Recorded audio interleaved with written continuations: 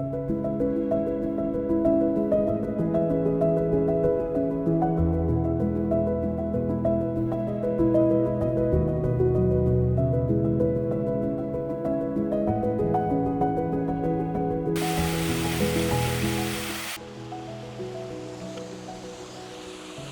everyone, thank you for watching. In today's video I'm going to talk about white balance. So white balance a lot of people can find confusing and don't fully understand what white balance is. So the simplicity term for white balance is the colour temperature of your image, and your colour temperature comes from the main light source from your image. So what I'm going to do today is I'm going to show you different settings of white balance. So there's a number of presets that are built into cameras and we'll go through those. We'll also go through how to set your white balance manually, so you don't have to fix that in post.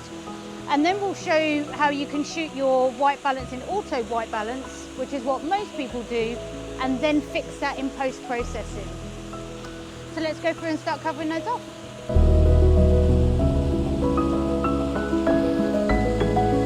So to begin with, I'm just going to run through the white balance menu. So I shoot with Sony, but all cameras have the same white balance settings.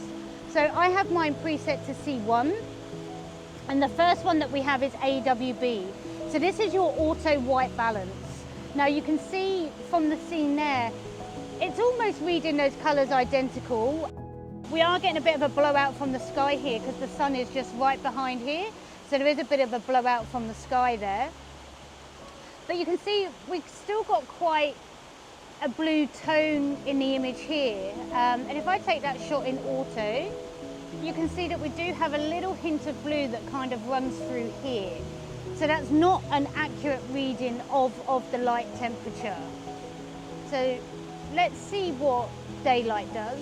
So daylight looks very similar to the auto white balance. There's slightly more of a hint of orange tone in there. So let's take that shot. And you can see the difference here. It's almost like for like, slight more, actually I think the daylight is pulled in white blue as opposed to, it's pulled up a little bit more orange in the sky, but in the water here there is more blue. So again, that's not really an accurate reading. And then if we go to shade, so it's not shady, there are some clouds around, but we've got the sky is clear above me right now, so this is clear sky here.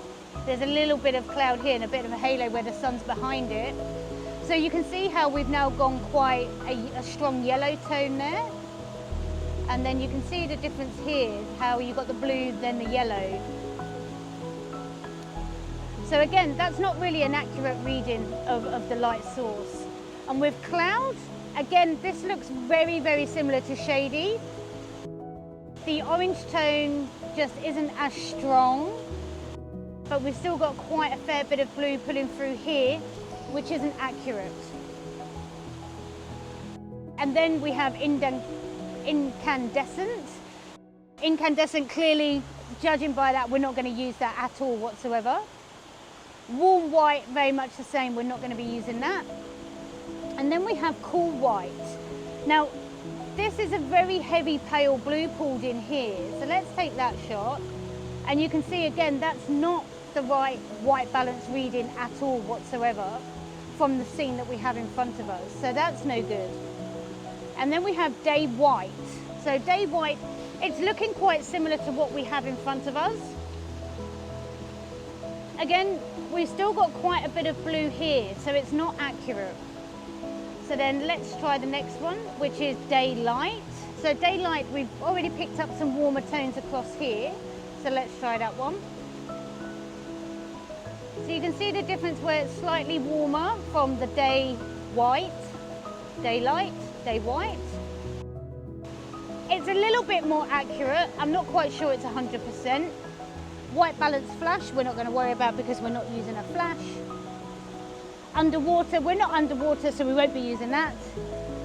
And then the other option is your temp filter. So this is your Kelvin scale. So your Kelvin scale works by numbers. So the higher number you get, the warmer the light. The lower the number, the colder the light. So you get more blue the lower you go. as you can see, and then obviously the warmer as you go up. Now they say the standard Kelvin scale number for daylight shot, standard daylight like we're in right now, is 5,500.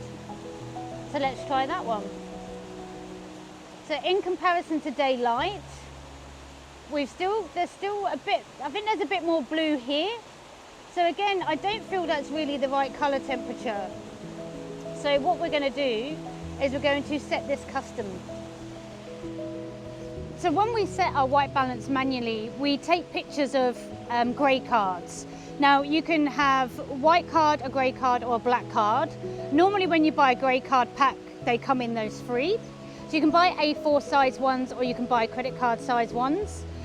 And what you do is you take a picture of the colour card that you want to use to set your white balance. So I shoot with Sony, so Sony very cleverly made their camera caps the grey card scale. So all I do is take a picture of this and that will set my white balance for me to the correct colour temperature. So let's go ahead and do that. Okay, so in my custom menu I just hit set here and then it brings up an orange box, so I need to put the grey card within that orange box and take the picture there. And that will then set the white balance. But I'm in the darkest area of the image here, so that's not going to work 100%. So I'm going to scroll the orange box up because that's where my main light source is at the top. That's where the sky is. So I'll hold my grey card here, press capture here. So that's red 5,500, which is the Kelvin scale recommendation for daylight. So let's click there, take the shot. Now we have the accurate colours of the scene. So as you can see, this is the scene. So it's not blue, it's not orange. It's very much grey rocks, green grass and white water, or clear water, I should say.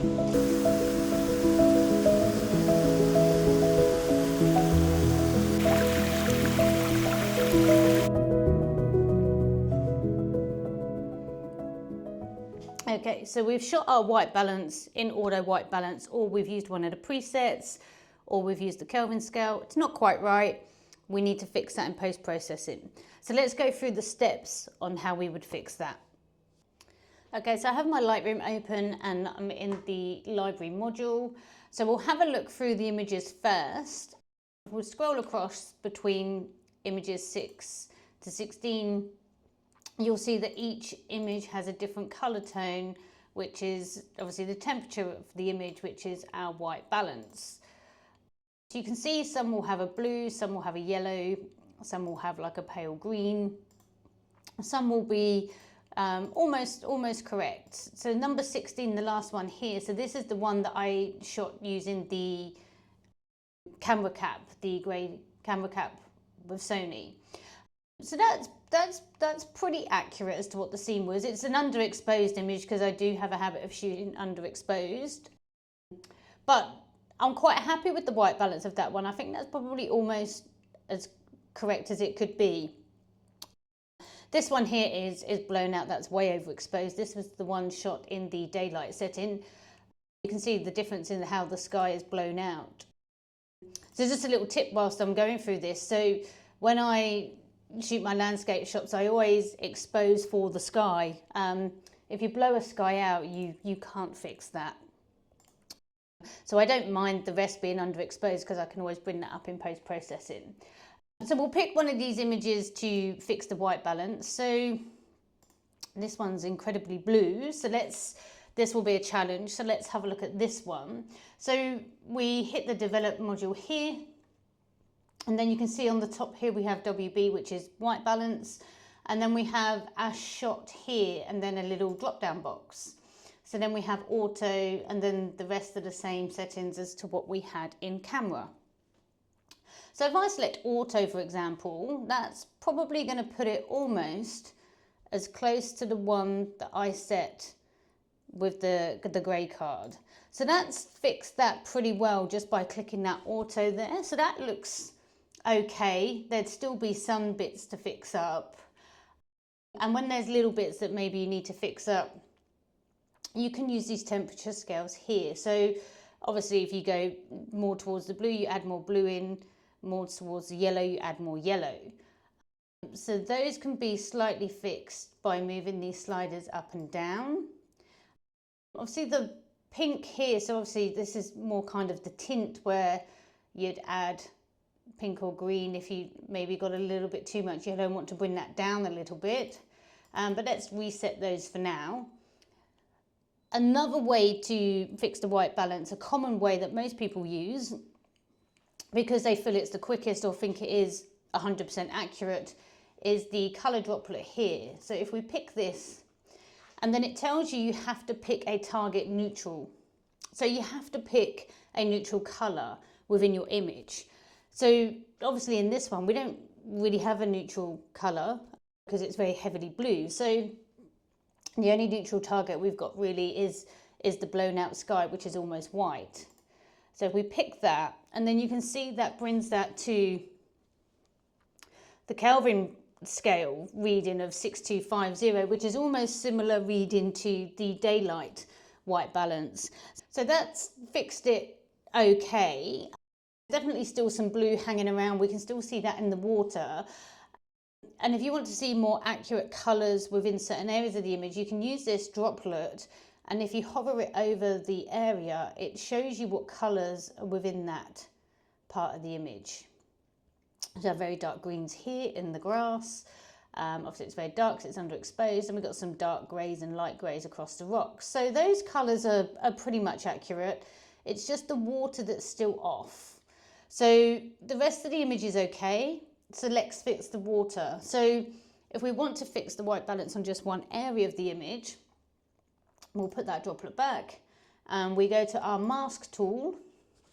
And because I just want to pick the water, I could choose the landscape mask and select water from there, which will, AI will generate the entire area of the water. But I don't want to change the entire area. It's mainly just this flow down here. So let's go for the brush tool, and we'll just gently brush that out, just where we can see some quite strong areas of blue. And the reason obviously why some of it's got the blue there is because the rocks underneath obviously are that heavy grey. So obviously it's just popping through, which is just adding a blue tint to the water. So then what I would do is I would select my point colour and click the droplet here. And that's obviously going to show me that the colours in there are, we can go all the way to purple, we can go all the way down to like a really pale blue. So we'll keep it in the middle as to where it was, but we just want to bring that blue out. So we'll grab the saturation slider and we'll just desaturate the colour away. Might want to bring that up a bit. Now that then should have, so that then has reduced that quite a bit. And then what I can do is come up to the tone here and select whites to bring the whites up. And that will bring the white up, with the whites up within the water there. And we don't obviously want to bring that up too much. And then we still have the darker areas here, but that's more natural now because we're going to have where the water runs thin in some areas, you're going to have that rock coming through, the colours of the rocks. So that's a natural look. You're going to have that dark tone in there as well. So that's pretty much fixed the white balance. Once you've fixed your white balance, you can then start to colour grade the rest of the image and change your exposure, etc. with your in your development module with those sliders. So the easiest way to tell that your white balance is off is if everything is the same tone throughout. So clearly, you know this would be incorrect because these rocks don't have that golden tone in them. They were very dark grey rocks, as you could see from the video. So that means the white, that would be a big hint that the white balance is off. And it's the same if you see sunrise and sunset shots. If the water is the same colour as the sky, that's an off-white balance because the water would have a hint of the reflection of the sky, but it wouldn't totally be the same colour as the sky. and all the elements in the image would have colours from the sky hitting them through the light, but they wouldn't all be that shade of colour. So that's the easiest way to tell that your white balance would be off. So I hope you found this video very useful. For me personally, setting my white balance manually is just a game changer. And you can see from the last shot that I took when I set the white balance using the grayscale, the colours were so much more accurate. Although the reading was very much similar to the daylight reading, the accuracy that pulled off is very different. Now it may be because of the light change, because the sun's moving around a bit more now, but that's even more of a reason to set your white balance manually in shot before you shoot, because the light changes all the time and that's how you get that accuracy. And to be honest with you, shooting video and setting white balance manually there is a must do, because your light and your colours in your scene changes all the time, so you've always got to customise your white balance and shoot that with the grayscale in video, because you get so much more accurate colour balance. And that's what stemmed on into my photography, to set my white balance manually then. And also, one less thing I have to do in post-processing is always a win. So the less time I spend on post-processing an image, the more I get right in camera is always a win. So if you have any questions on white balance or got any comments on the video, please drop them in the comments below. And I look forward to seeing you all again soon.